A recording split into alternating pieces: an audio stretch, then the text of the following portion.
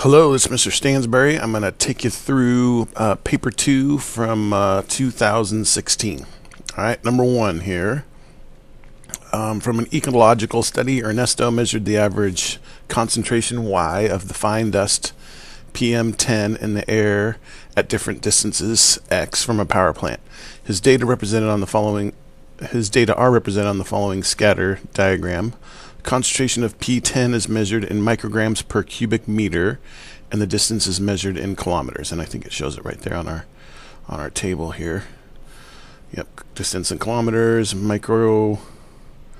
What is this? This is the micrograms per cubic centimeter. That's what that stands for. Okay, so there's our data. His data is also listed in the following table. Use the scatter diagram to find the value of A and of B in the table. So A, we're looking for the distance when the concentration is at 89. So all we need to do on that is go over where the concentration is 89. So just right about here. So we go over, and then that's where our dot is, which if we draw, well, we don't have to draw a nice straight line, but it wouldn't hurt. So let's see, we go over from here. We draw a nice straight line down from that to about there. And that looks like that's at about 4 point, let's see, that's 5. So that's about 4.2 I'm going to go with.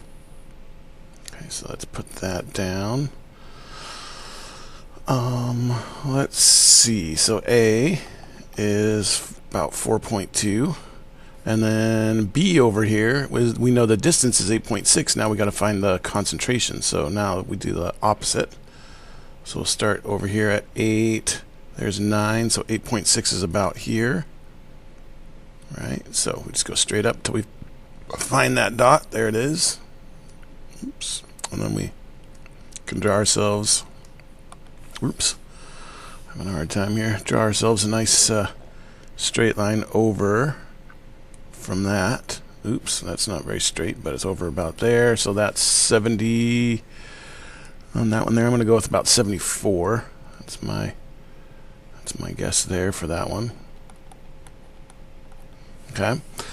B, calculate X, the mean distance from the power plant. Excuse me. Okay. And then Y, the mean concentration of PM, and then the Pearson's product moment correlation coefficient, which is the R value. So we're going to want to use our graphing calculator for that. All right, so if you'll remember to put all our data in here, you want to go into stat after you turn the calculator on. Stat, and then we're going to edit our list. Okay, so what we're going to want to do is, if you already have stuff in there, push clear, go down. Got stuff in there, clear, go down, and then now we're just going to enter in all of our data, right? All right, so once you get all your data entered in, and you'll want to put the 4.2 in for this A and 74 in for this B here. So once you get all that in there, we want to find the mean. So we're going to want to go into stat, and now we're going to calculate. And really, we just want to calculate the mean of just the x's, which is the distance. So we just want one variable stats. Enter, and then there's our mean. X is 5.9, X bar is 5.91. So 5.91 is the mean of that one there. Okay. To find the mean of the Y value, you can do the same thing. You just do second stat, and then we're going to do, oops, sorry, not second stat, but just plain old stat, and we're going to calculate one variable statistics again. And then now what you're going to want to do here is this automatically defaults to doing the statistics for for the X. Okay, I'm going to actually back up, and there's an easier way of doing it, of calculating the X and the Y at the same time, and that's under two variable stats. So let's do this, and we could have done that right from the beginning here. So we do stat, calculate, and let's go to two variable stats, push enter, and there's our mean for our X, 5.9, which we already have. And then if you go down here, notice there's a little arrow. That means there's more info down here. And look, there's our our average for our y. So there's our, so the mean concentration here is going to be 88. That's going to be that average. Okay, and then R, the Pearson's product moment correlation coefficient.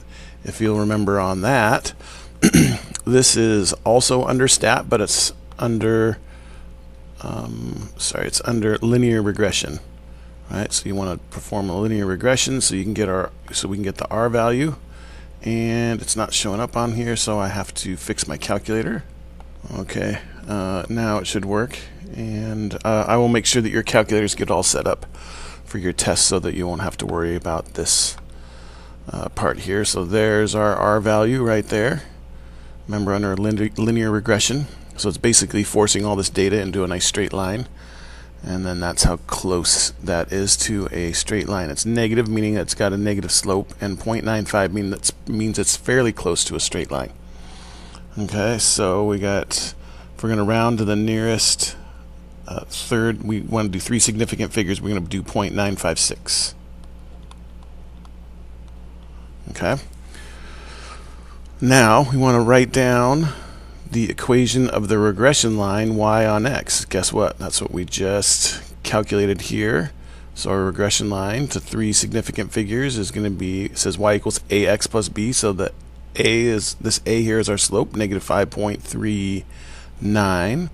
So we get y equals negative 5.39x, and then the b is our y intercept. That's our b part here. So 119.8, so that's going to be plus 120. Okay, so there's our regression line.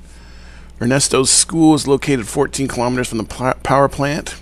He uses the equation of the regression line to estimate the concentration of PM10 in the air at his school. So we're using this equation here after we've rounded it, I'm assuming.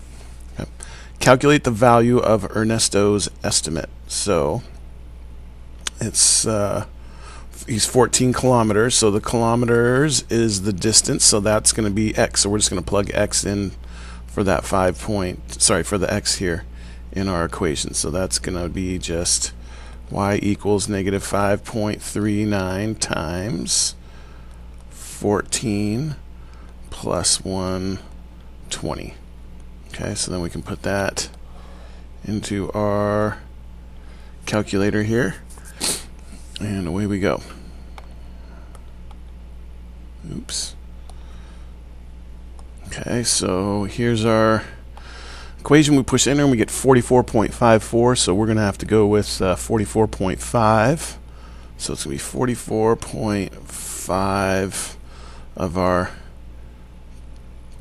PM10, and that's what parts per, I can't even remember up here, what is it? It's the micrograms per cubic centimeters.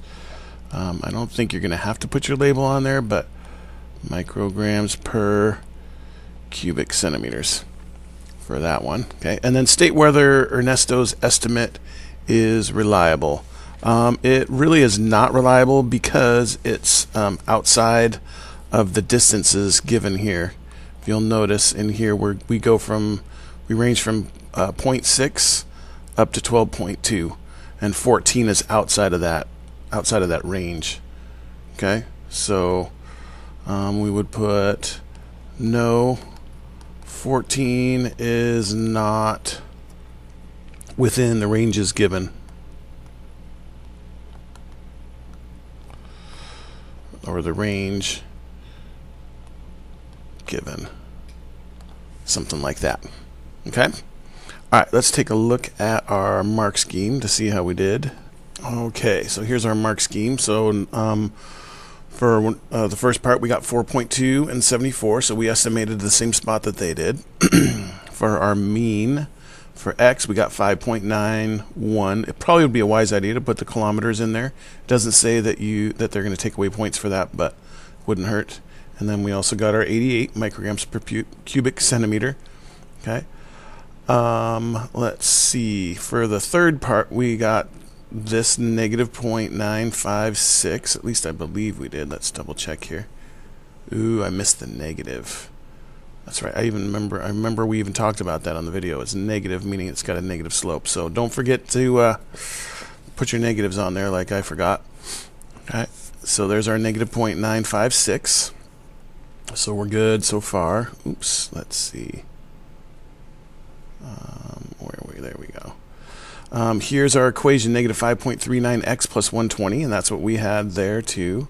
So we got 1 point for the negative 5.39 and 1 point for the 120.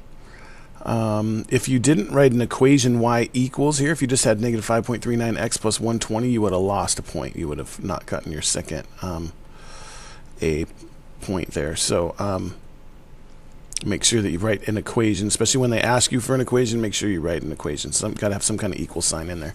Okay. Part D is, let's see, they actually plugged theirs into. Look, they plugged theirs into the original before it was before we rounded it. Okay. So we got 44, they got 44.4, which is 44.39 if they plugged it in before they rounded it. But it says note, follow through from part C, except 44.5 from use of 3 significant figure values. So we're okay on that. They're going to take our 44.5, but apparently they want us to do the equation with not as much rounding. So interesting there, but we'll go with that. Ernesto's estimate is not reliable in this extrapolation. Sorry, this is extrapolation, which means basically, yeah, kind of like what we had there. 14 kilometers is not within the range of within the range given, or the range of the distances given. That's a little bit better explanation. Okay. All right, let's go off to the next one, number 2 here. Let's get back up here. Okay, group of students at Dune Canyon High School were surveyed. They were asked which of the following products, books, music, or films they downloaded from the internet. The following results were obtained, so they get all this data here. Use the above information to complete a Venn diagram. So let's make ourselves a nice Venn diagram here. Okay.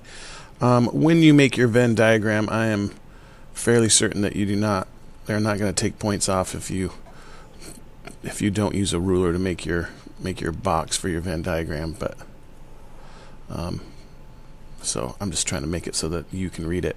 So we've got books, music, and film. So we've got 3 circles going on here, right? So try to get a good amount of overlap, because you're going to have some numbers in all of these here. Okay, now here's the thing I notice with almost all of these. Whenever you see these Venn diagrams, usually you want to start with the last thing that they give you. That's usually the easiest thing to fill in first, because they're usually going to give, the last thing they give you is the stuff that's in the inside here, and then it's going to work out. So obviously you're going to want to put you want to label each of these circles books, music, and film, however you want to do it. Okay, so 25 students downloaded none of the 3 products. We know where that goes. That goes outside of all of those. 8 students downloaded books only. So only books is going to be this spot right there. So we took care of that. 40 students downloaded all 3. So that's this middle spot here. Okay, 50 students downloaded film and books. So film and books. There's 50 total in these 2 spots here. So if there's 50 total, we already got 40 in there. That's going to make this 10, right? 50 minus 40 gives us our 10. Okay.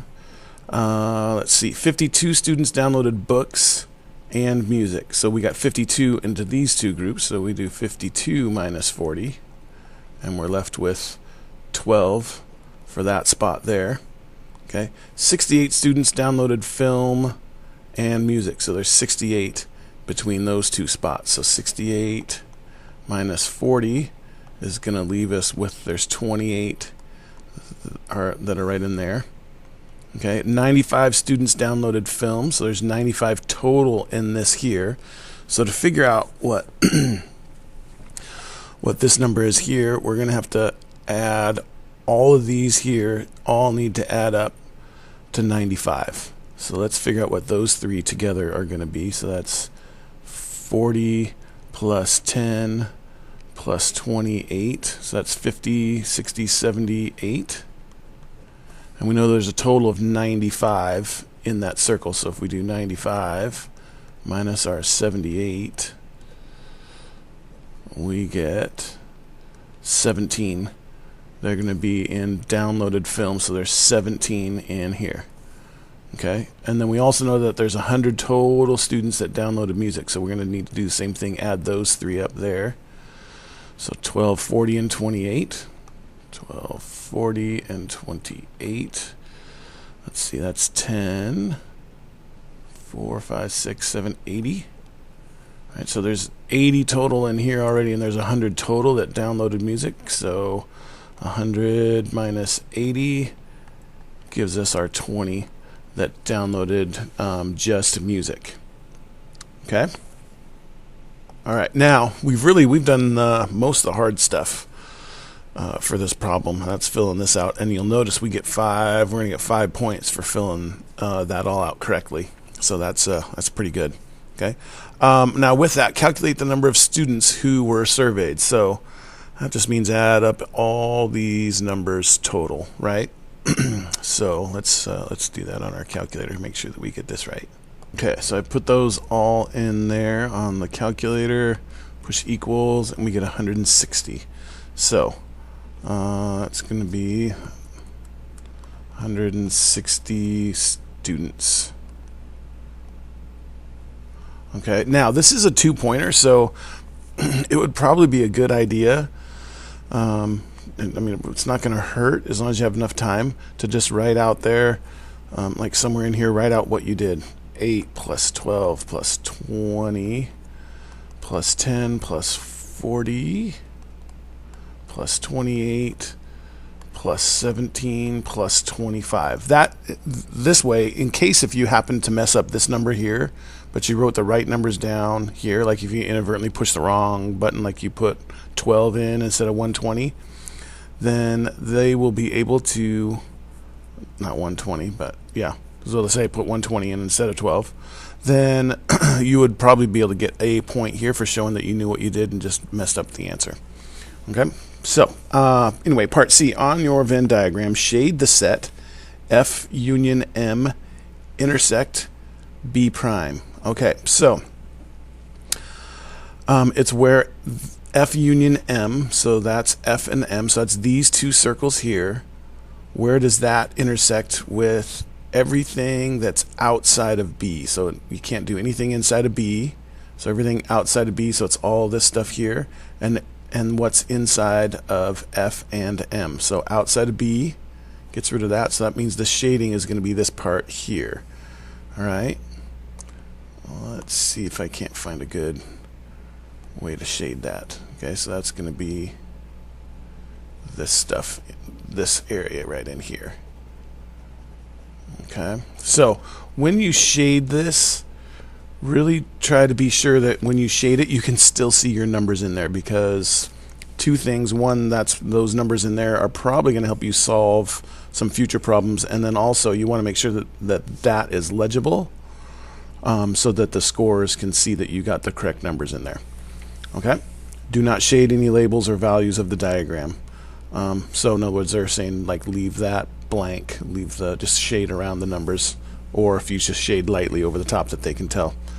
Okay, find N, remember N stands for number, of F union M.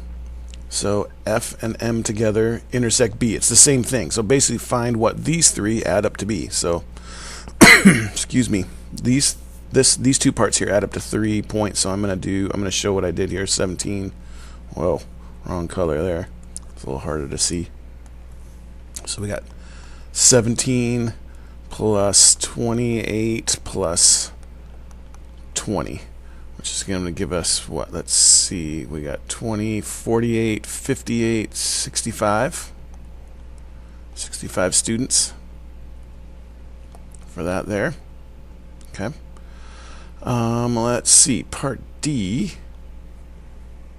says we've got to figure out a student who was surveyed is chosen at random. Find the probability that student downloaded music. So that's everybody in here, and thankfully over here we already know that there's 100 students total that download music, so that's going to be just 100 out of 160.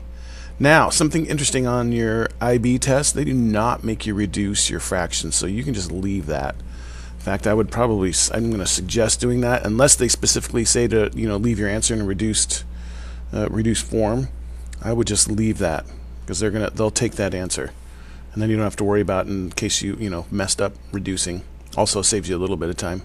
Okay. Part 2, the student downloads books given that they had not downloaded films. So they downloaded books given that they did not download films. So it's everybody outside of films is who you're choosing from. Okay. So we're going to ignore all those, and we're going to do 8, 12, 20, and 25. So that's going to be our denominator. 8 plus 12 plus 20 plus 5. So that's going to give us, let's see, that's 20, 30, 45. And then how many of the people in that group there, in this group here, downloaded books? So books is this area in here, so that's the 8 plus 12, so that's your 20. So we got 20 over 45. And again, you do not have to reduce those. Okay. All right, moving on to the next one. Let's see. I just realized a little error here. This 25, I only put 5 in there, so that should be 25 right there. So that 45 turns into a 65. So that should be 20 out of 65, not 20 out of 45. Sorry about that. Okay. Next, find the probability that the student downloaded at least 2 of the products. So that would be any of these 4 numbers, and that's out of the total, out of everyone. All right, so that's out of 160, and then we want to add these 4 numbers up there. So that those 4 are going to be what? 12 plus 10 plus 40 plus 28. Okay, so let's see, we add those all up. 28, 38, 40, 50. That's 90 over 160. And again, you don't have to reduce it, just leave it. You should be good. Okay. Dune Canyon's high school has 850 students. Find the expected number of students at Dune Canyon High School that downloaded music. Okay, so I'm really thinking that a little ratio would probably work out pretty nice for this. So we've got 850 kids, and then we're looking at downloaded music. So we have 850 kids. How many are going to download music? So 850 is the total. So our we're going to want to compare it to this here. So we got a total of 160. And then out of those 160, I think we were doing music, weren't we? Downloaded music, yep. So of those 160, how many downloaded music? That was 100. So 100 there. Okay, and then now we can just do, since we got an equal sign in there, cross products, right? Multiply those 2, divide by that last one, and we should be in business. Okay, so 850 times 100 equals, and then divide by 160, and we get 531.25. Now, usually with like beings, like humans or animals or whatever, you don't ever want to put a decimal in there. So like, let's just say this was only 31.25. You wouldn't want to round that to 31.3. You'd just put 31. So this case it's pretty easy. It's just plain old 531. Okay, so for that there we get 531 students. Okay, let's take a look at our mark scheme, see how we did. Okay, it should be here. And let's see, let's scroll down to number 2. Okay, so here's our Venn diagram. And I wrote it down so that we could double check, and this is all the same numbers that we had on ours, so that's good. You get a point for labeling B, M, and F. Okay, so that's 1 point. The U for the universal set out here that they have is not required, so you don't need to have that. Wouldn't hurt, but you don't need it. I didn't put it on there, so I lucked out on that one, I suppose. Award a point for center in the middle of 40. Center in the middle. 1 point for 10, 12, and 28 in these spots there, so we got one more point for that. And then we got another point for 8, 20, and 17, and then we got another point for knowing that there was 25 that didn't have any. So again, that was 5 points for filling that thing out correctly. All right, next part, B.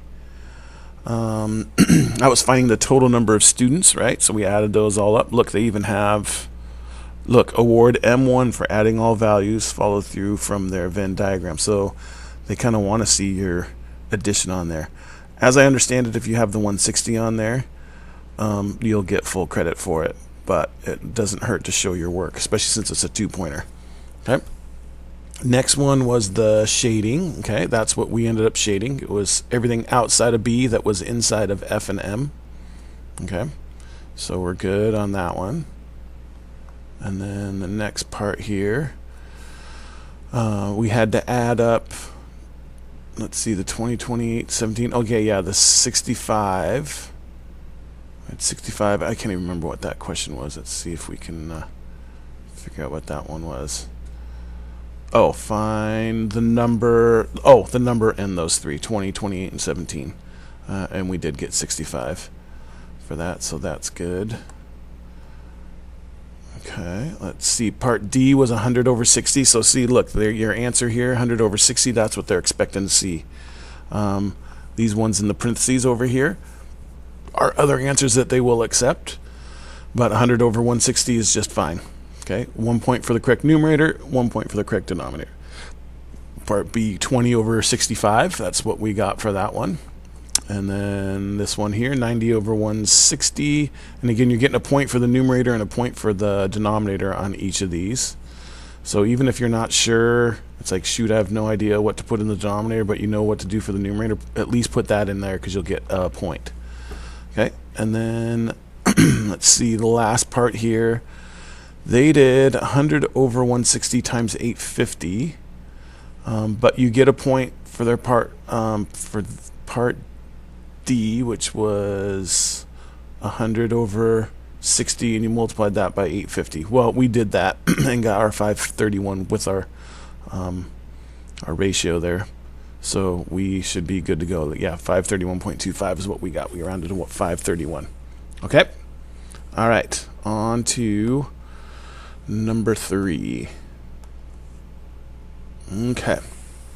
A distress flare is fired into the air from a ship at sea. The height h in meters of the flare above sea level is modeled by the quadratic function. This thing here.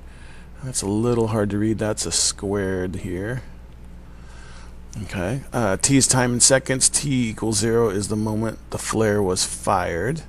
Write down the height from which the flare was fired. So that's the starting point, right? So, excuse me, basically on this here, you're going to put zeros in for T, right? So that's right where they started. So that's gone. 0 in for that is gone. So your height is just going to be 12. And notice it says write down the height from which the flare was fired. It doesn't say write down the height in meters, so I would definitely want to make sure that I put 12 meters on here. Not sure if you have to have that on there. It's sometimes they're picky on that, sometimes they're not. So I always err on the side of making sure I write my labels on there. Okay. Find the height of the flare 15 seconds after it's fired. So all we're going to want to do here is put 15 in for our T. So again, notice that this is 2 points, so it would probably be a good idea to say the height at 15, and really you can just do h equals, you don't even have to have the 15, but do negative 0.2 times 15 squared plus 16 times 15 plus 12. Okay, so that right there, as long as I had that correct, if I correctly entered my values into the equation, that right there should give me 1 point, even if I mess up my calculator work here. So hopefully I won't. Negative 0.2 times 15 squared plus 16 times 15 plus 12. And that gives us 207. So we get 207. Again, find the height of the flare. Doesn't say anything about the units, so I'm going to definitely put my meters on there. Okay. The flare fell into the sea k seconds after it was fired. Find the value of k. So basically we want to know when this thing gets back down to 0, right? Okay, so we have this formula here, and we want to know then when the height is 0. So 0 equals negative 0.2 t squared plus 16t plus 12. Now, factoring that, I don't think that's going to be a joy to try to factor that. One thing we know that will always work is the quadratic formula, right?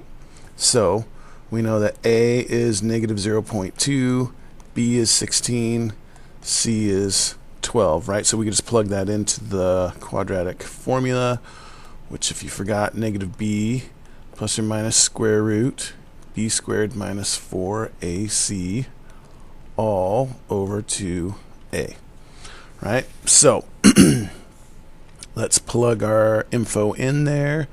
And there actually is a little program that you can have on your calculator for the IB test that will do this for you, but I think this really does not take more than about maybe 1 minute, if even that. So I think I'm just gonna do this instead of trying to dig through and find it on my calculator. So negative 16 plus or minus 16 squared minus 4 times a is negative 0.2 times c, which is 12, all over 2 times negative 0.2.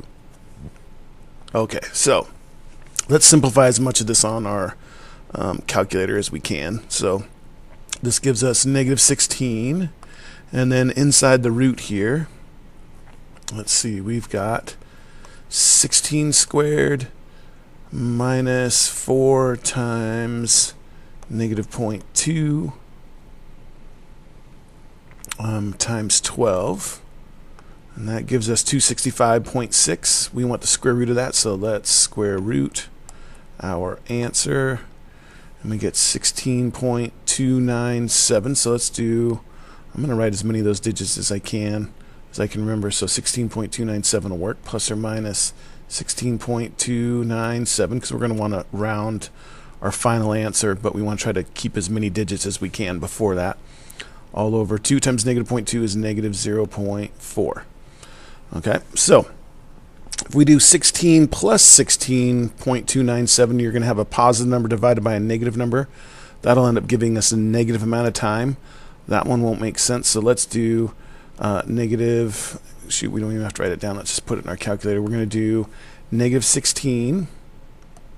So let's do, oh, I didn't even need to clear that. Let's see if I can bring that back up. I can't. Okay, so negative 16 minus 16.297 equals, and then divide that by negative 0.4, and that gives us 80.74. So we got, that's going to give us 80.7 seconds it's going to take for that flare to make it back down to the water. That's a long time. That flare's up there for a long time. Anyway, so that's our value of k. So make sure it says find the value of k, so put k equals. You're definitely going to have the k equals in there since you're finding the value of k. Alright, so that's for C. For part D, find h prime of t. So that's just our derivative, right? So the derivative here, we can take multiply the 2 by the negative 0.2, and we get let's see, h prime of t equals, that's going to give us negative 0.4 t to the, subtract 1 is 1, the first power, just leave that there. That's t to the first. 1 times 16 is 16. We subtract the 1 there, and that t is gone. And then the derivative of all constants is just 0. So there's our derivative. Show that the flare reached its maximum height 40 seconds after being fired. Okay, so if the flare reached its maximum, and again, they're always going to try to lead you into to the problems that are down here at the bottom. So in other words, you're going to most likely want to use this derivative here. And remember, the derivative is going to give us the slope of the tangent line. So if it's reached its max height 40 seconds after being fired, that maximum height, again, just kind of picture this here. This max height is going to be right here. That tangent line is going to have a slope of 0. So that's what they're trying to get at here. We're going to want to use this, our derivative here, and set it equal to 0 and solve it. Okay, so let's see. Let's do that up here where we've got a little bit of room. You'll obviously want to do all your workings in the space that they give you. I just didn't leave myself any space, so we'll just do this. So we got 0 equals negative 0.4 t plus 16. So let's add 0.4 t, or you could have subtracted 16. Either one is fine. So we get 0.4 t equals 16. So divide both sides by 0.4. And again, you're going to want to show all this here because it says right here, show that the flare reached its maximum height 40 seconds after being fired. They don't care about your answer here. They care about the work. And that's where you're going to get your points. Okay. So if we calculate that, hopefully 16 divided by 0.4 is going to give us our 40. And there it is. So you want to show that t equals 40. So this whole thing right here is what they're going to look for. Excuse me. Okay. Now calculate the maximum height reached by the flare. So if it takes 40 seconds for it to reach its max, we're going to plug 40 seconds into our original equation and see what we get. Okay. So let's do that. So we got negative, the height at 40 seconds is going to be negative 0.2 times 40 squared, right? Yep. Plus 16 times 40 plus 12. Oops, 12 there. Okay, so I showed my, I definitely write that in your, somewhere in your workings, and then just calculate that on your calculator and see what you get. Negative 0.2 times 40 squared plus 16 times 40 plus 12. Okay, make sure that everything looks right here. It looks okay, and we get 332. Okay, so that gives us that the height at 40 seconds, the max height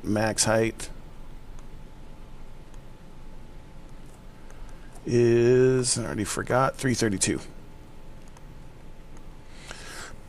And this is meters. Okay. So that's that one there. We got a, looks like we got a few more down here. Is that it? Just those? Yep. The nearest Coast Guard can see the flare when its height is more than 40 meters above sea level. Determine the total length of time that the flare can be seen by the Coast Guard. Okay, so what they're getting at here is, let's say here's your flare, and this is just the height versus time. So let's say that this is sea level.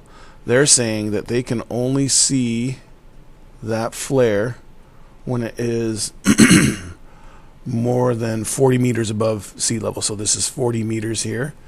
Excuse me. So they can only see that when it's from here to here. They can only see this portion. They can't see it at the beginning. Okay, so there are two different ways that you could do this. You could do this on the graphing calculator, where you could put the equation in and put the 40 meters in and show the two intersection points. Excuse me. If you do that, you have to make sure that you include this diagram, because if you don't include the diagram, they're not going to give you full credit. Okay. The other way you can do it is you could plug 40 instead of like up here where we were trying to figure out how long it came to come back down to the C. You could put 40 in for 0 in this spot for the y equals instead, and do the quadratic and find the two signs. Honestly, I think it's going to be quicker if you do it on your graphing calculator. As long as you're somewhat comfortable with making the window, then you should be fine. So let's try that out. Okay, so we got y equals. We're going to want to put in our original equation. So we've got negative 0.2 x. We obviously do not have a t, so we got to do x, negative 0.2 x plus 16 x plus 12. Okay, there's our function, and then we also want to know when it's going to be above 40. Okay, so this will end up giving us two different lines. Now, nice thing about all the information that we just got in here is we know what the max height is, we know how long it takes for it to get back down to the water, so that should make it a lot easier to set our window. Okay, x minimum, you can't have negative time, so let's just put our x minimum at 0. The x maximum, that's how long it takes, and if you remember, it took 80.7 seconds, so let's do, I don't know, let's just do 82. Oops, that was 0, and then we'll do 82 for our max or something of that nature. X scale doesn't really matter too much on that. The y minimum we don't care about when it's below sea level. The y max, remember the height gets up to 332, so just so I can see it better, I'm going to do my max of 350, and then I'm going to graph, and there's a nice pretty graph there, and then here's our line here. So we just need to figure out what the x values are at these two intersection points, right? So second, calculate and find the intersection of those. All right, so intersection, now it says first curve. If we want to find this intersection point over here first, we want to get this cursor here over closer to that spot. So first curve, yes. Enter. Second curve, it's actually jumped down to that one there. Enter. Guess. Yep. So the x value is 1.79. So it's from 1.79 seconds is when it reaches 40 meters. And then we got to figure out how long it takes to get back down, so it's going to go dip down below 40 meters. So back on our graphing calculator, we're going to calculate the other intersection point. Okay, so now we got to just kind of wait it out until we can get, all you have to do is really just be past the halfway point, past the max point, and then we should be good. So we are definitely past the maximum point there. Enter, enter, enter, and it's going to give us this other intersection point, which is 78.2. 78.2 seconds there. So determine the total length of time that they can be seen by the Coast Guard. So it's between 1.79 and 78.2, so we just have to subtract those two, right? So we take our excuse me, 78.2 and subtract our 1.79, and we get 76.41. So it's going to be for 76.4 seconds. Okay, and again, you want to show this diagram here. This is time in seconds, right? And this is, you want to put this on here, height in meters, and really this should be closer over this end of the graph. Really kind of cuts through right at the very end there at 12, right? But you're going to want to include all that there. All right, so let's check and see how we did on our mark scheme for this one. Okay, first one, we got 12 meters. Yep, good for that one. Part B, we end up with 207. So again, you got a point just for putting in your correct substitution. Okay, and then another one for your correct answer. C, we knew that the height had to equal 0, so award a point for setting our height equal to 0, which is what we did. And just to show you that, that was, let's see, which one are we on? Let's see, oh yeah, that's this one here, 0 equals. Okay, and then, where were we? Okay, we're right here, award for setting it to 0, and we got 80.7 seconds, so that's good. That's how long it took it to get back down to the water. Let's see. And it was, they had K equals. They only had that in parentheses, so you didn't actually have to write K equals, but it should be in there. But you didn't. If you didn't put that in there, you were still okay, but it never hurts. At Ward, let's see, we've got one point for including K was negative 0.743. Not sure about that. We got our 80.7, so we're in good shape. Part D, the derivative, 0.4t plus 16. That's what we had. And then now on part E, award a point for setting their derivative equal to 0. So that's for part E. And that is what we did in here somewhere. There it is. That's where we set our derivative equal to 0. 0 equals, so we got a point just for that there. Okay. And then if there's any extra terms in here, like if you put the constant in there, the plus 12 in there, excuse me, then you lost points. And then also note, this is fairly important, do not accept X for T. You had to make sure that you wrote that in terms of T, which we did. Don't put X in there when it's supposed to be T, even though we have to put X in our calculator. Okay, so on this here, we set our derivative equal to 0, so that was good there. These were other different ways you could have done it, but again, we set ours equal to 0, so we're good. Okay, and then we ended up getting our 332 meters, so we got that one right. All right, and then the last one here, this is what we're talking about with the picture. Okay, so it says award M1 for setting the H equal to 40, except an inequality sign, or this lovely graph here. So here's our graph, and again, notice we had to put our oh, that's one thing I forgot to put on mine, is I forgot to put my scale on there. So I'm going to want to have my scale, even though it does say here indication of scale is not required. So you did get a point for a correct sketch, so we did our sketch.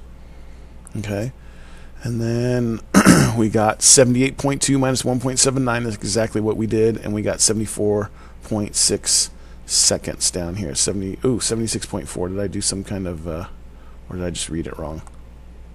Yeah, 76.4. Sorry. So we award G1 if the two endpoints are given as a final answer with no working. So if you just had those two, you just you would have not gotten full credit. But we subtracted the two and got our final answer. So that's that. Okay, on to number 4.